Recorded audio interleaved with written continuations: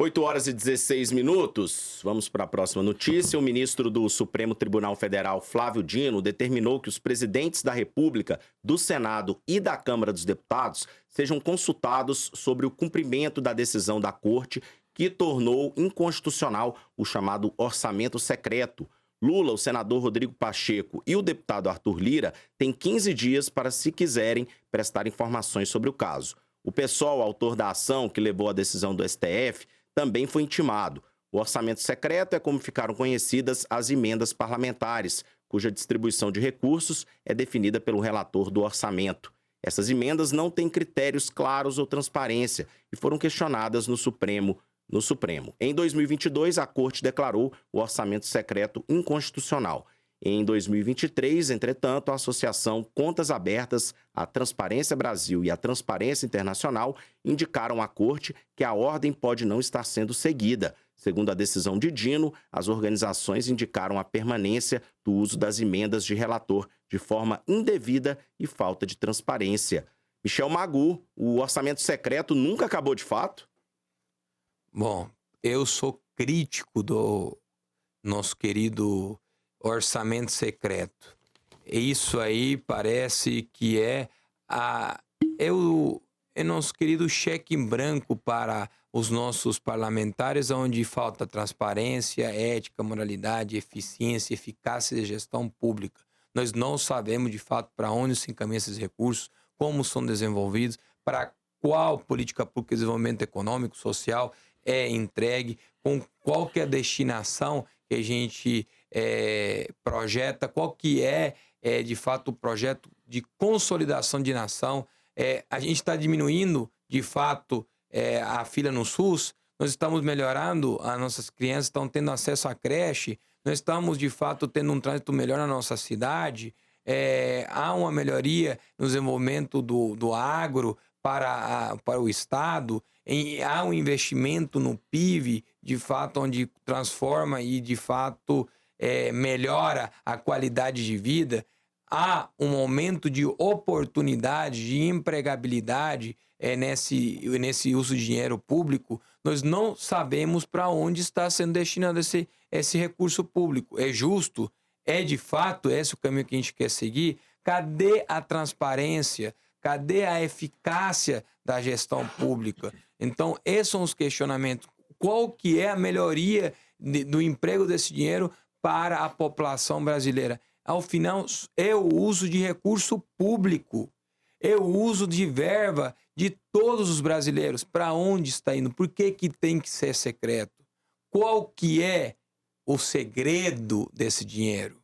Esses são os questionamentos que se fazem. É necessário ter, de fato, uma gestão pública desse dinheiro que melhore a qualidade de vida, a inclusão social, inclusão produtiva, diminua a desigualdade e traga, ao mesmo tempo, empregabilidade para a população. Melhoria na economia de todos os brasileiros e não só de que tem acesso ao segredo, que é esse orçamento secreto. Josiel, o chamado orçamento secreto é uma excrescência que nunca acabou de fato no Brasil? Pois é, veja bem, em 2022, governo Bolsonaro, o STF analisando, então ele decidiu que o orçamento secreto era inconstitucional, ou seja, o orçamento secreto não poderia ser tratado como uma pessoa de um parlamentar. Por isso o orçamento secreto. Veja bem, aí depois que houve essa decisão do Supremo Tribunal Federal, passou-se a ser emenda de relator, ou seja, a relatoria que indicaria ali para qual deputado, né, que poderia ser destinado, então, essas emendas. Também não colou muito, foi muita cobrança, e agora hoje se fala a emenda PIX, ou seja, aquela emenda de transferência imediata, que é a tal de emenda PIX, né? Só que quando entrou essa emenda PIX aí, o governo federal, sentindo que precisaria dar dar um apoio direcionado para aqueles municípios, para aqueles locais onde ele tinha apoio. Me parece que negociou com alguns deputados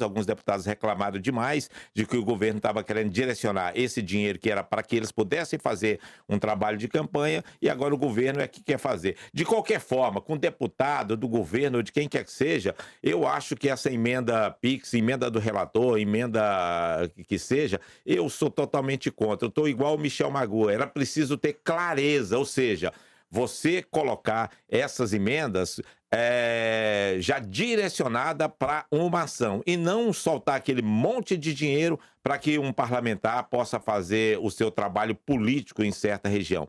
Sendo deputado, sendo governo federal, de todo jeito eu estou contra. Participações, o Glabson aqui participando no WhatsApp, dizendo que o governo anterior passou 4 anos e ninguém nunca cobrou esse orçamento secreto. Aí agora querem cobrar do Lula, e ele só está seguindo o fluxo.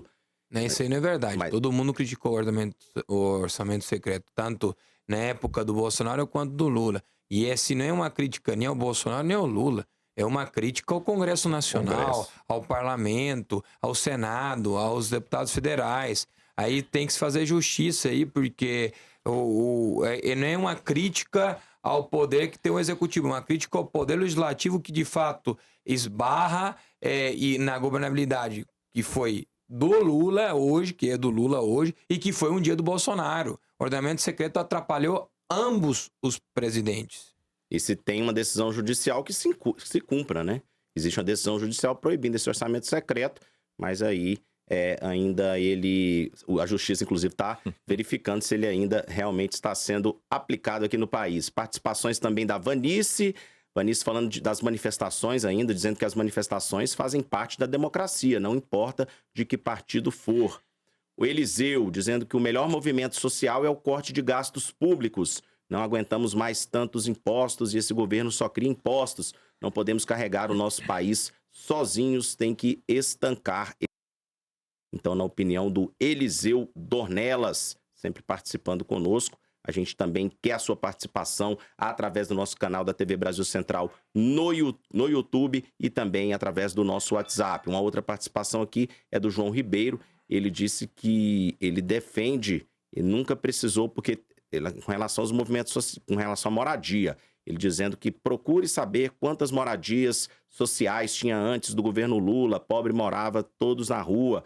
E ele defende as moradias populares, ele diz que nunca precisou porque tem dinheiro, moradia para pessoas que não têm condições, moradia social, na opinião então do João Ribeiro, participando conosco através do nosso WhatsApp. Bom, só para responder ao nosso amigo, que de fato houve uma melhoria no programa Minha Casa Minha Vida, mas não depende só do governo Lula. De fato, foi uma ação de governabilidade na habitação, que é uma bandeira que eu carrego na minha vida, mas, de fato, foi graças ao empresariado também da construção civil.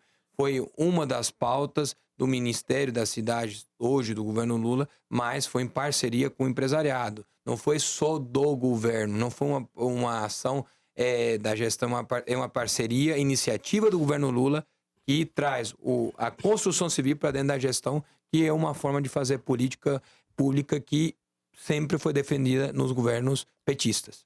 Rafael, inclusive, o Michel Magoa está correto, e também tem a outra participação, mais 2 participações, que é a participação do município, quando é no município que cede o terreno, às vezes, para essa construção, e o Estado também faz uma parceria muito importante com o governo federal. Então, não é um governo, ou seja, o governo federal. Os governos estaduais, governos municipais, o governo federal e os empresários fazem uma parceria. A iniciativa, claro, muito boa, e a gente também defende essa iniciativa de moradia popular.